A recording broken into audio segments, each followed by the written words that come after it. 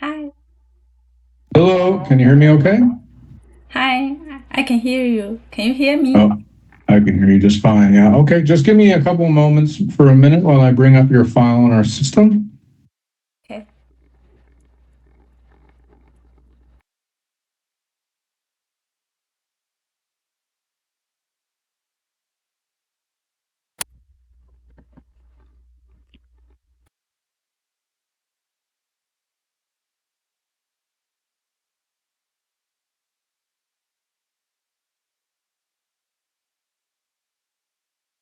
This is our first meeting after the workshops, right? We didn't meet before?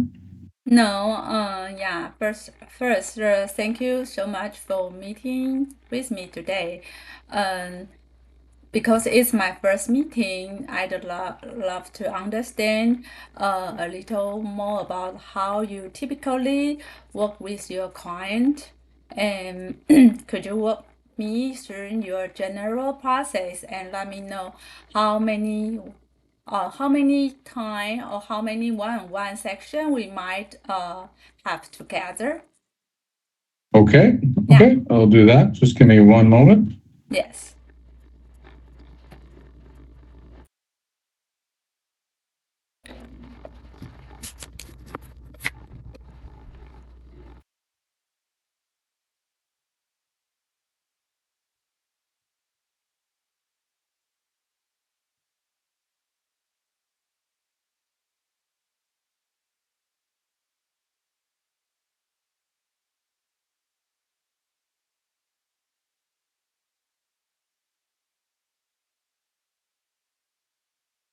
Okay, so before I do that, I just have a couple questions for you. Are you currently working with any recruitment companies in the city? The private Uh, recruitment companies? Pardon? No, Are you current? No, you're not. Okay. no.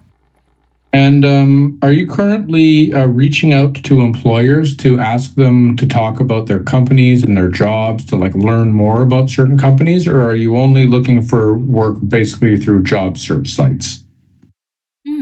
Actually, moved to here for 1 year, but I send a sponsorship with my family uh, for the PR, but it's just the process of the PR. So I got a open work permit last month. Oh, Uh, just last month. So you haven't really started very much yet yeah, looking yeah, for yeah. work. So I looking forward and start to finding the job last month. Yeah, so just beginning. Okay. Okay. So just give me one moment. Yeah.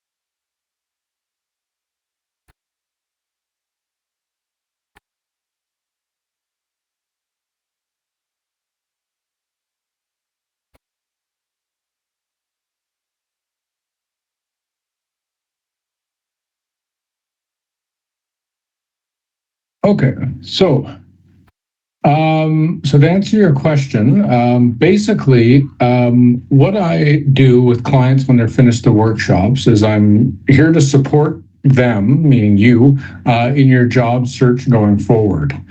Okay, Yeah. so basically, what that means is that if any at any time you have any questions or concerns about your job search, you can book a meeting with me, and we can meet and discuss that. So I gave you a booking link for my Teams already. That's just for your first meeting. I'm going to be sending you a new link in the email when we're done talking today, with a link that you can use going forward. So you asked how many times. We don't have any limit. I mean, Obviously, it's not going to be every day or anything like that because I have about 250 clients. But I mean, whenever you need to, you can book an appointment through that booking link. So that can be for any questions, concerns about your job search, or if you adapt and change your resume or cover letter to a new job posting and you're not sure about something, we can have a meeting and look at that together. Okay. Okay. See. But I always look at the resumes and cover letters with the client present in a meeting, not like by myself. We do it together, always.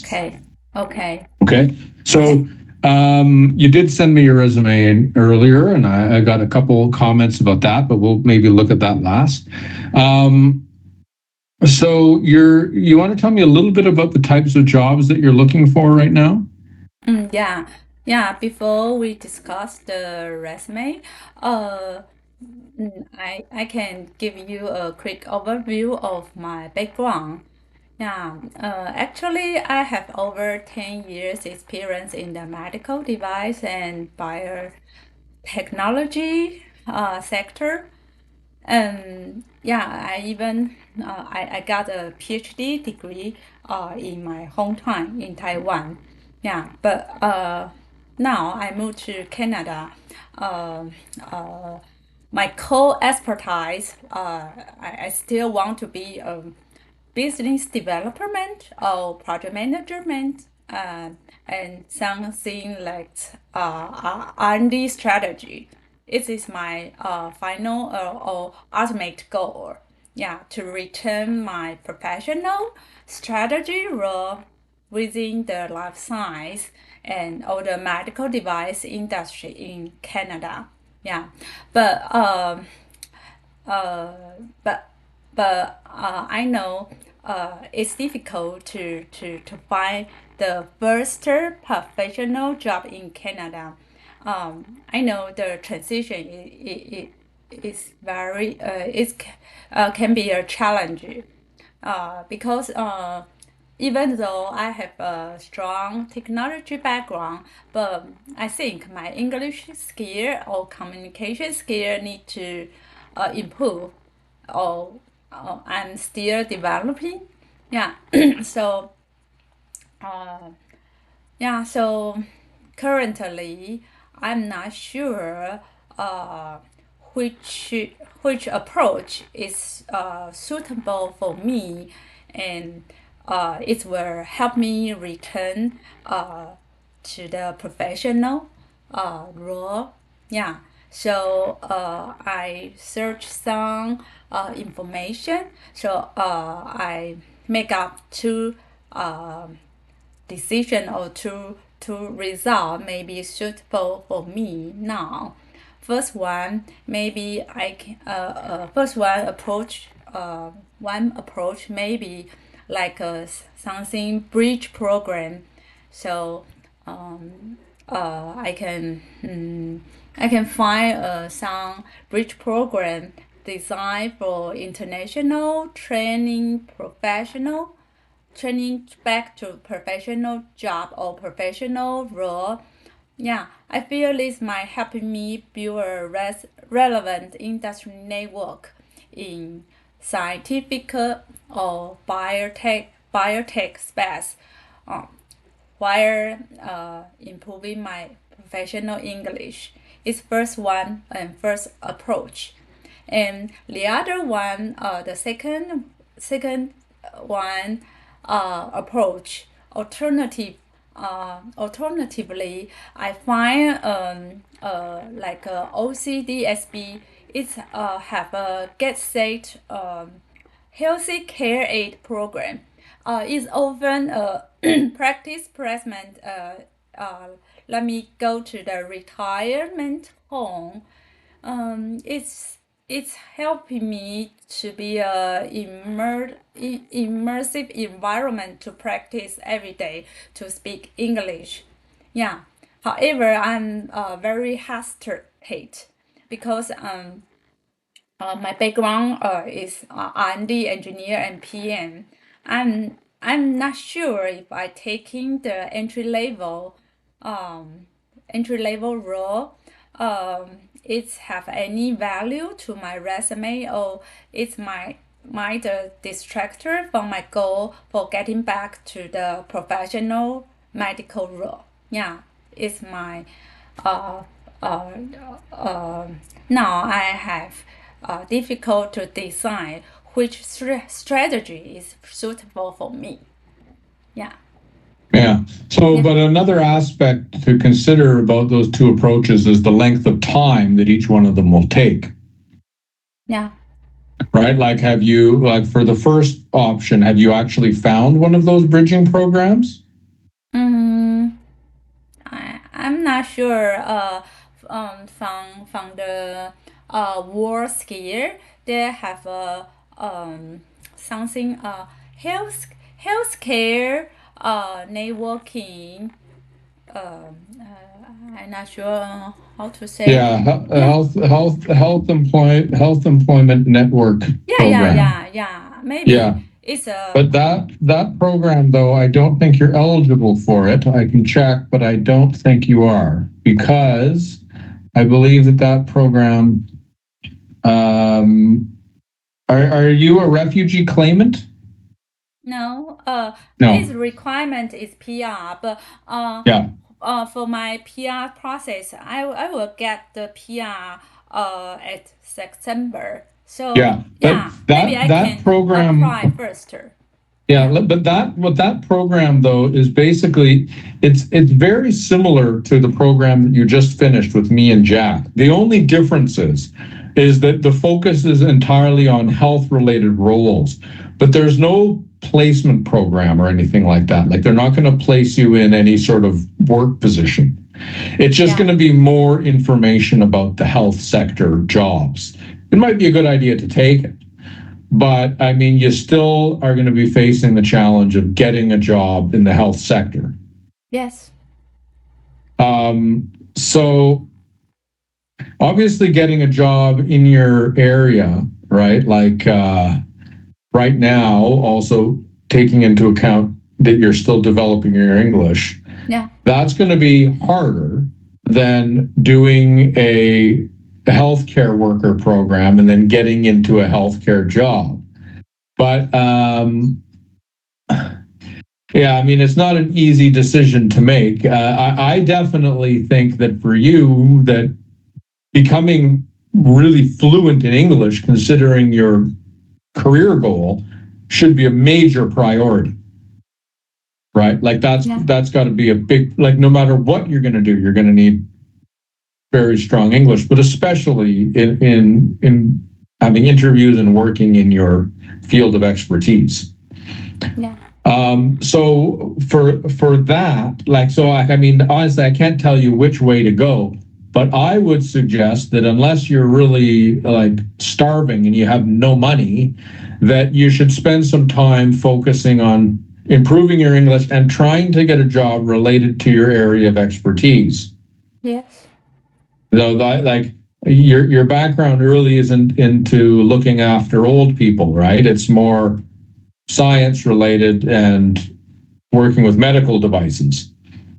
So although yes, working at a retirement home would give you more opportunity to speak English, but it also could provide you with a whole new boatload of not very pleasant experiences if you find that you don't like working with senile elderly people and that you're maybe having some communication difficulties with them, which you would have even if your English is fluently, because many of them can't hear very well, right? Yeah. Yes. So that I don't. For if it were me, if I were you, I would be focusing on, like 75% of my work would be improving my English as fast as I can. And then maybe 25% of my time investigating different opportunities and researching and learning what I need to get into those opportunities. And the way to do that, the easiest way is just through a straight line from you to the person who's doing the job that you want to do, and you interviewing them, talking to them, what you need to get into this field. I know I need to improve my English, but this is my background. This is what I've studied. Is there anything else I should be studying right now or learning about? Any sort of certificates, micro diplomas that would help me? Talking to someone who's doing that type of job. I don't know anything about the medical device industry in Canada, zero. But there are many people that do, and those are the people that you got to talk to about how you're going to get into those jobs. But like, I think you're right, working in a healthcare setting in retirement homes, that's not going to really get you much closer to it. Yeah. Mm. Yeah. Yeah. So one thing I was looking at here is World Skills has sort of three different English language programs that you might want to take advantage of. One of them, it's a new program that's probably starting in July, which I don't have much information, but it'll probably focus on advanced oral learning, so speaking, and that's probably where you need the most help. I could refer you to that one, and then once they have that program underway, someone would reach out to you to tell you about it.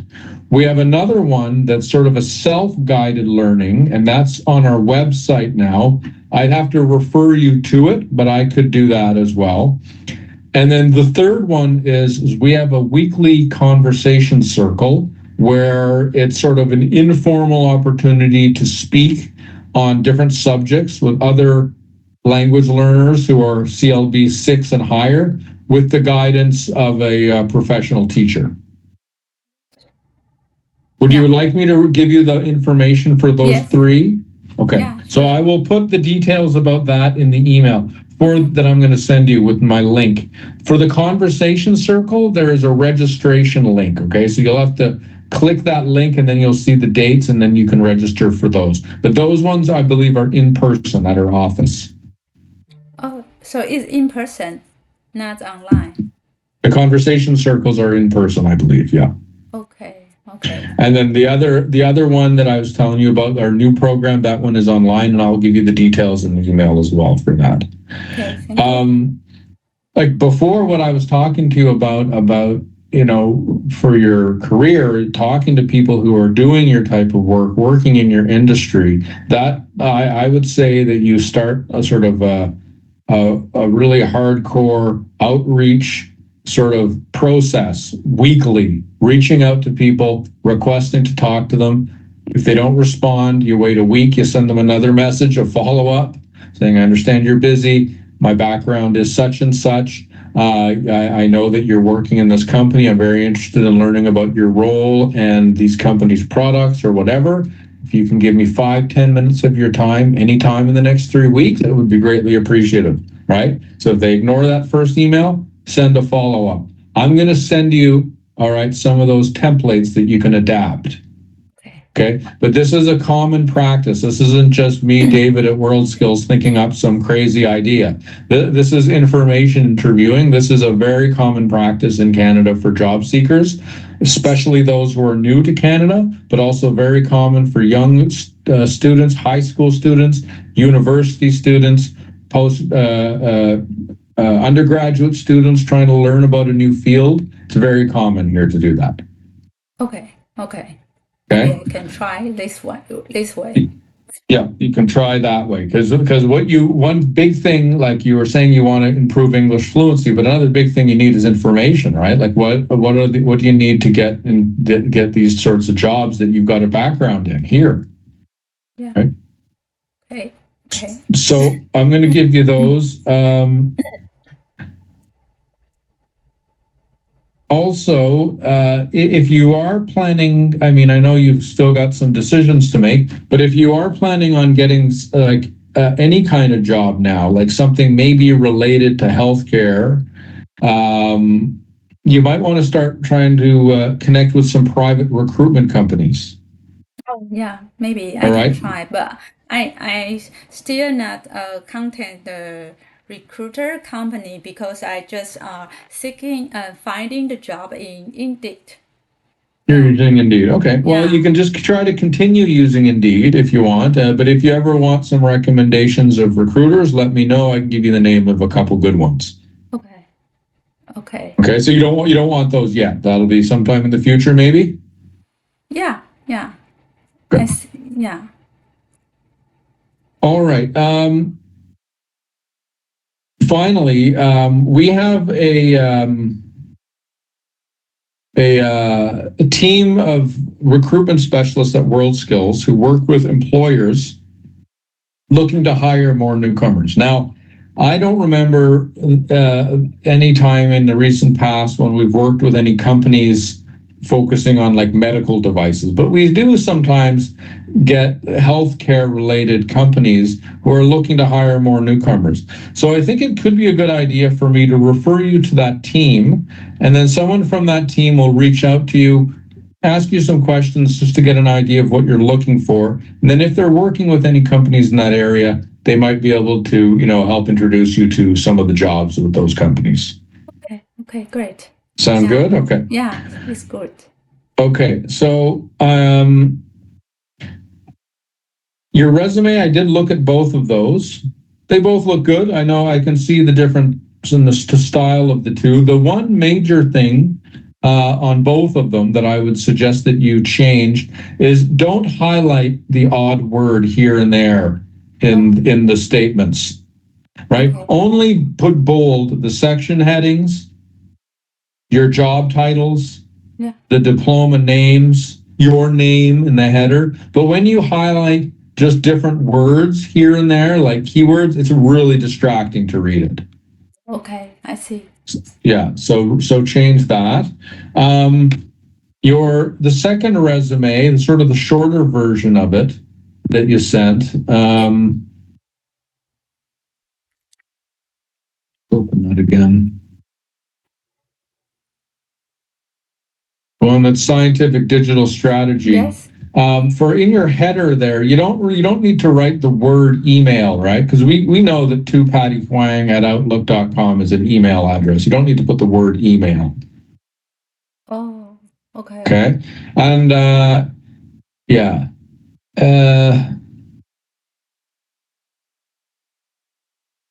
For the skills section there, it could be a good idea for you to maybe break up that into like two columns. It would make it a little shorter, and then it would allow a little bit more of the senior medical device reviewer description to appear on the first page. Yes. And normally when you've got these dates, right? Normally the dates, if you're putting them to the far right side of the page, normally they would be in line with the job title, not the company name. Okay. Okay. Yes. So if you want to keep it in that, put it in the same line as the job title. But I think it looks a little bit better actually if you keep your own separate line for it underneath the job company on a new line. Okay. Yeah.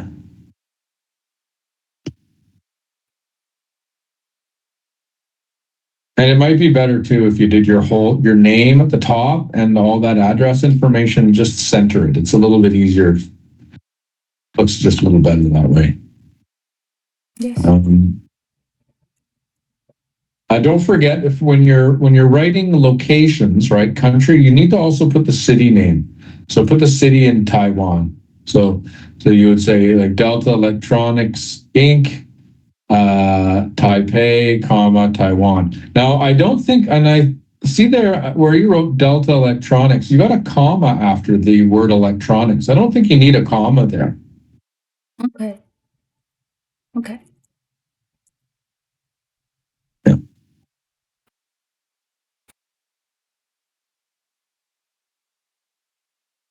Yeah, and follow the same rule with the dates for the education too, okay?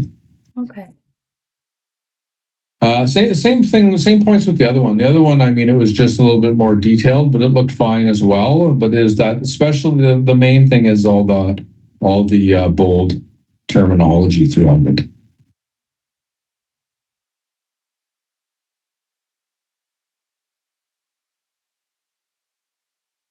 Okay. Do you have any questions about any of those points?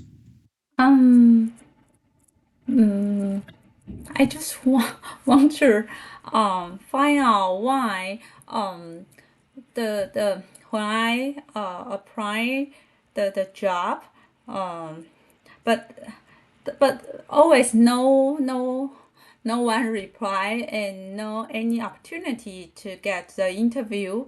I'm not sure it's too many employees to apply the same job or just our resume is not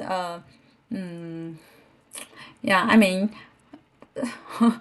I think maybe have any opportunity to get the interview, but why it's difficult to get any Well, I mean, reply.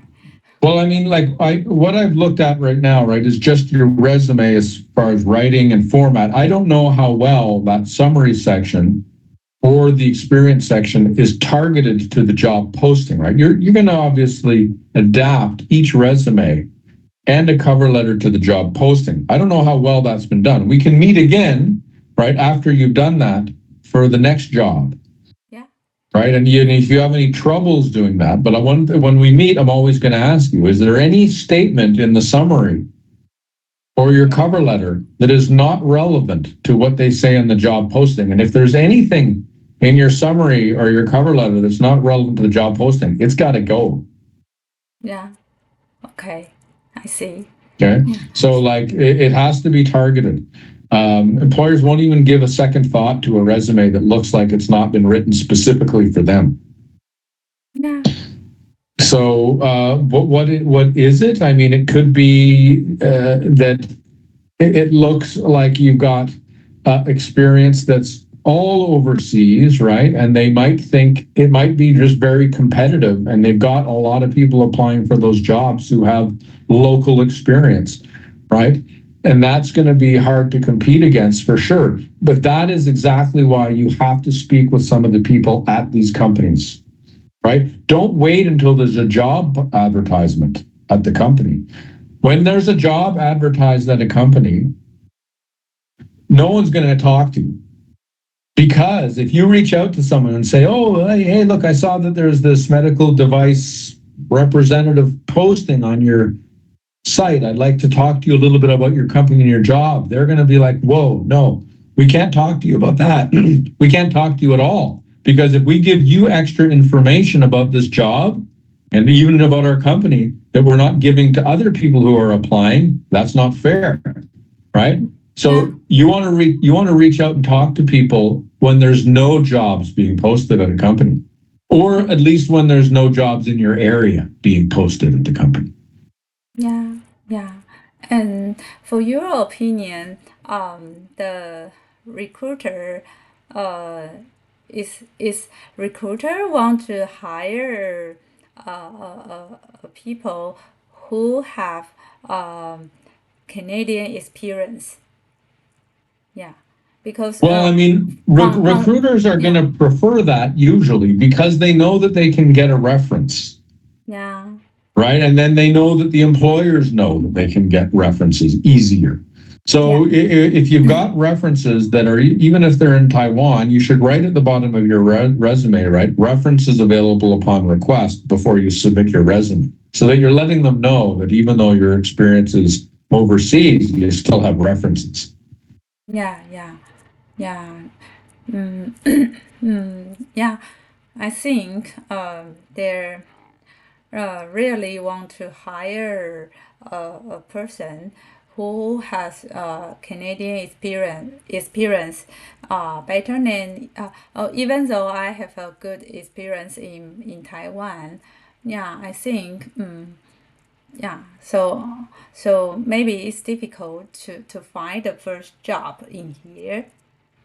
Yeah. I mean, that's a challenge that every single one of my clients faces, almost every single one. That's a big challenge, right? Getting your first job in Canada in your area, that's the big challenge. Once you got that, you're fine because you've got all that past work experience. That's the tough part. Yeah, and even though I want to try to find the entry level job, but uh, but still in healthcare industry, but I think when the recruiter see my resume, they think it's overqualified, so they wouldn't Well, choose they me. might, but that's why in the cover letter and in the summary, you really have to target the job posting requirements so that you're showing them, yes, I do have experience working at a higher level than this, but look, this is all the stuff that I know about this job and this field. This is why I'm still qualified for this job. That's the purpose of the summary, and that's the purpose of the cover letter. So like you have to sell that, but you're not the first one who's having to do this. Like the recruitment companies have tons of newcomers who are all doing this. It's common. It's very common. So if I want to, if I try to find the entry level job, but still in healthcare, maybe I can hidden my PhD degree. You could. Oh, okay. If I want to try the first job or the entry Yeah, level. a lot of people will not advertise their PhDs. Yeah. Yeah. Okay. Yeah, but I think I can try first to find a similar job for my previous uh, for my previous experience. But if I can't find any job, I maybe do some modify. Yeah. Yeah, Sounds like a good plan. yeah, yeah. Okay. Okay. Yeah, So I'm going to put together this email, make yeah, these referrals that I talked about. So you'll see everything in the email. yeah. Make sure you go take a look through the attachments. I'm going to attach a few documents in there, but they're very short. Each one is very short, just the 1 or 2 pages. Just read through those. Okay, sure. Okay. Okay. Yeah, yeah. Okay, great. Well, I wish you good luck going forward. You're going to have my link for future meetings that you'll need in the email that I'm going to send you as well. Okay, okay. Okay, so save that email. Okay, well, Okay. we'll talk soon. Okay, thank you, David. Okay, Yeah. you're welcome. Yeah. Good luck. Thank Take care you. now. See you Bye-bye. see you next time. Yeah. Okay, bye-bye. Bye.